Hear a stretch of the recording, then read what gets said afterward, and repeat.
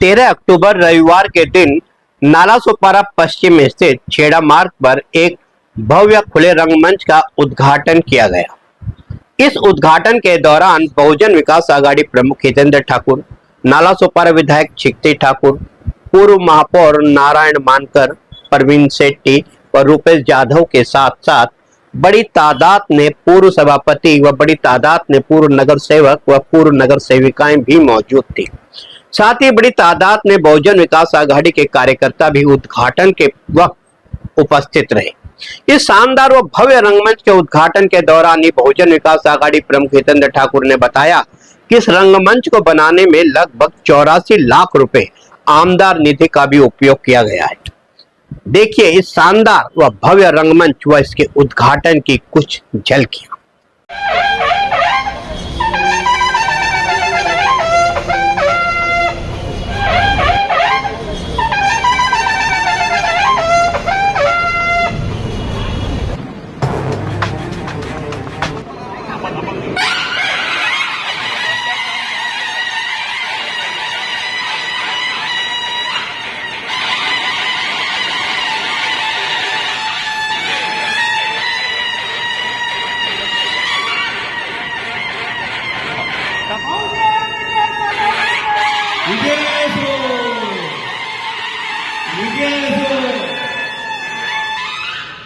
आपने देखा कि किस किस तरह विधानसभा चुनाव से ठीक पहले बहुजन विकास आघाड़ी के समस्त नेतागण एकत्रित होकर इस भव्य रंगमंच का उद्घाटन करते हुए फूले नहीं समा रहे। लेकिन इस रंगमंच के भ्रष्टाचार की भी एक दिलचस्प कहानी है और वो कहानी शुरू होती है आज से ठीक 10 वर्षों पहले। आपको बता दें कि वर्षों से यह खुला रंगमंच खुला नहीं था, यह पिछले कई सालों से बंद पड़ा था। इसके मुख्य दरवाजे पर हमेशा ताला लटका रहता था। यहाँ से गुजरने वाले लोग हमेशा इसे देखते थे, इसके लोहे के गेट को देखते थे और गेट पर लटके ताले को देखते थे। और जब हमने मनपा अधिकारियों से इस रंगमंच के विषय में बात करनी चाहिए तो हमें गोल गोल उत्तर देकर हमें भ्रमित किया जाने लगा और फिर अंततः हमने सूचना के अधिकार का प्रयोग करते हुए मनपा प्रशासन से इस खुले रंगमंच से संबंधित संपूर्ण जानकारी मांगी, किंतु फिर भी हमें कोई जानकारी नहीं दी गई। यहाँ तक कि हमें अपील तक करनी पड़ी और तब जाकर आखिर कई महीनों के बाद मनपा के ई प्रभाग के उप अभियंता सतीश सूर्यवंशी द्वारा हमें बेहद चौंका देने वाली जानकारी मिली कि इस खुले रंगमंच का टेंडर 2014 में निकाला गया था तथा 2016 में ठेकेदार द्वारा जब काम पूर्ण कर लिया गया था तब मनपा द्वारा ठेकेदार को 74 लाख की पेमेंट करते हुए ठेकेदार को कार्य पूर्णता का प्रमाण पत्र भी दे दिया गया था। अब सवाल ये उठता है कि जब मनपा के रिकॉर्ड में 2016 में इस खुले रंगमंच का काम पूर्ण हो चुका था तो यह वर्षों तक यह रंगमंच क्यों बंद रहा? यह रंगमंच आम आदमी के लिए आखिर क्यों नहीं खोला गया? इसके मुख्य दरवाजे पर हर समय ताला क्यों लटका रहा?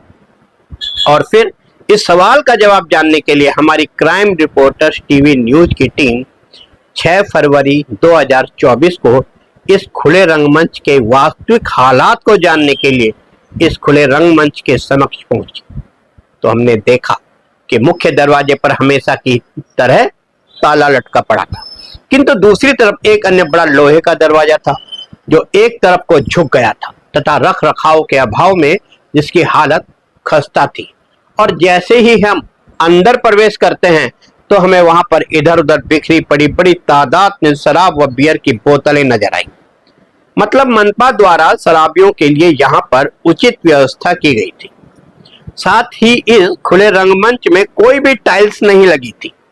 साथ ही दीवारों का पेंट, पॉलिश व प्लास्टर तक उखड़ चुका था। दीवारें बेहद खस्ता हाल में थी, लाइट के तार निकले पड़े थे। साथ ही शौचालय की हालत भी काफी दयनीय थी। मतलब वहां पर चारों तरफ अव्यवस्था ही अव्यवस्था फैली हुई थी। और एक खास बात और, यहाँ पर सिर्फ खाली शराब की व बियर की बोतलें ही नहीं थी, बल्कि वहां एक अंधेरे कमरे में माचिस की जली हुई तिल्ली, सिगरेट और जला हुआ सिल्वर पेपर बड़ी मात्रा में पड़ा हुआ था।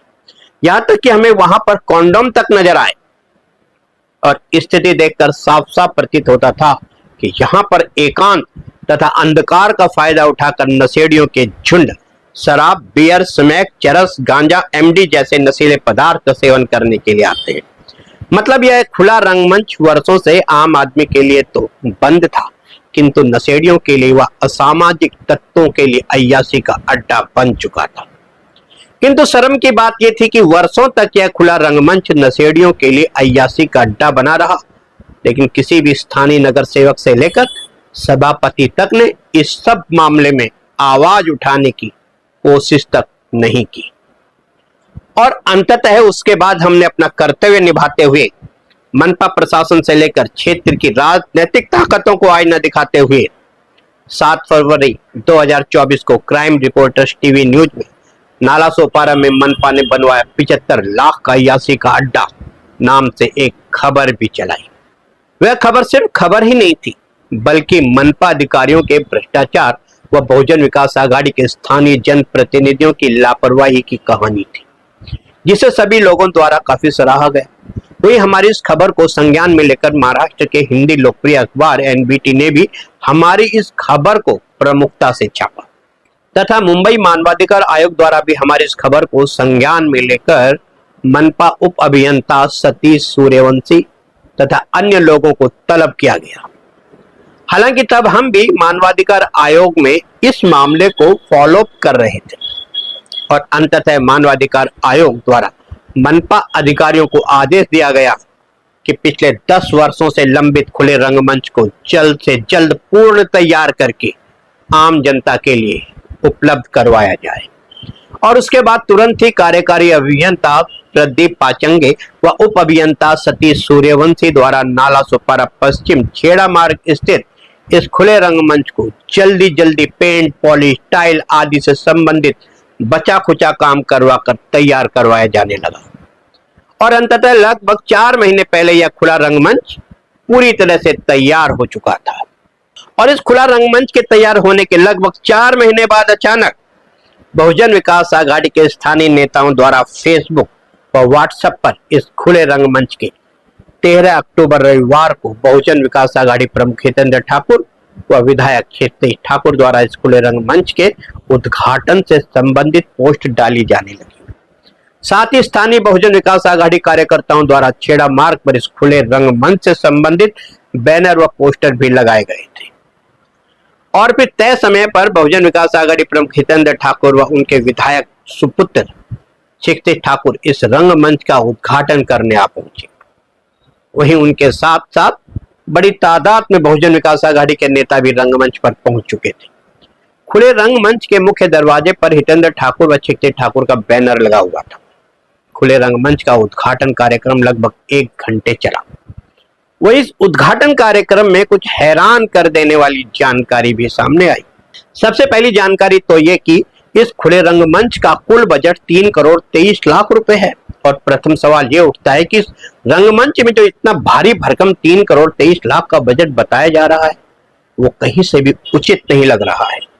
इसमें स्पष्ट तौर पर बड़ा भ्रष्टाचार नजर आ रहा है।